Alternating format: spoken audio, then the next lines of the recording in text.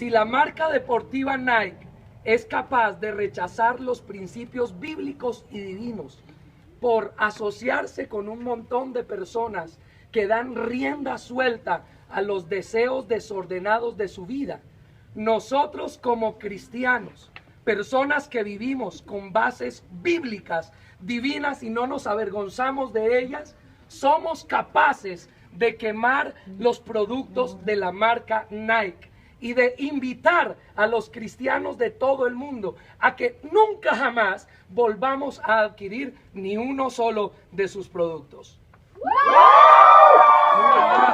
Nike! ¡Te queremos paqueado! Échale. Uy, ahí está el estreno de diciembre.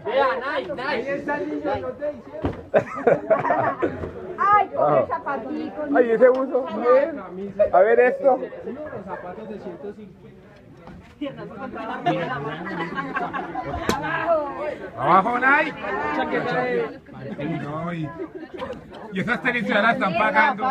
Todavía están pagando esas tenis, vea.